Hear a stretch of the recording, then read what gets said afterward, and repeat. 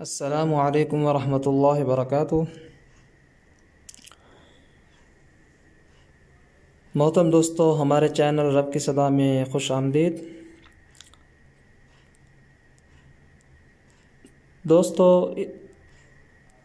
اس تختے کے اندر ہم تنوین کی مشق کر رہے تھے، تو پچھلے سبق میں بھی ہم نے تنوین کی مشق کی تھی، اور تنوین کسے کہتے ہیں؟ دو زبر اور دو زیر اور دو پیش کو تنوین کہتے ہیں۔ یہ دو زبر ہیں، یہ دو زیریں ہیں، اور یہ دو پیشیں ہیں، تو ان کو تنوین کہتے ہیں۔ تنوین جہاں بھی آئے گی وہاں پر غنہ ہوگا۔ غنہ کسے کہتے ہیں؟ غنہ کہتے ہیں ناک میں آواز لے جانے کو، جیسے سن،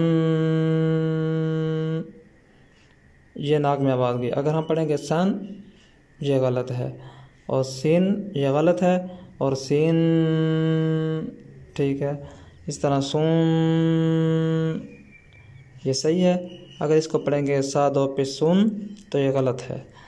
تو سا دو زبر سن، سا دو زیر سین، سا دو پہ سن، یہ غلط طریقہ ہے۔ صحیح طریقہ کیا ہے؟ تو آئیے صحیح طریقے سے پڑھتے ہیں۔ آپ میرے ساتھ ساتھ ریوائز کریں گے، دہرائیں گے۔ سا دو زبر سن، سا دو زیر سین، سا دو پہ سن، سن، سین، سن، زا دو زبر زن، زا دو زیر زین، زا دو پہ زن،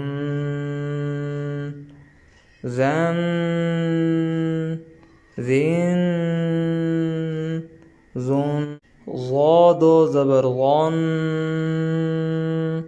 ضا دو زیر غین، ضا دو پہ غن، غن، غین، غن۔ تو اس غا کو موٹا کر کے پڑھیں گے، اور اس ذال کو نرمی کے ساتھ پڑھیں گے۔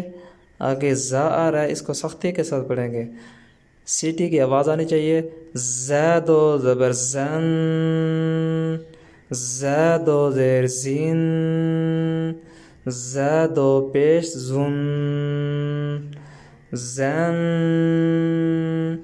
زین، زن۔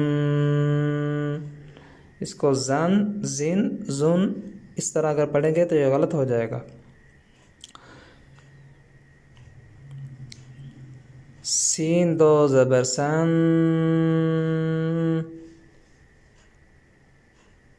سین دو زیر سین، سین دو پہ سن، سن، سین، سن۔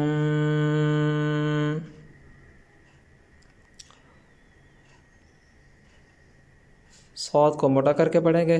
صاد دو زبر صن، صاد دو زیر صین، صاد دو پہ صن، صن،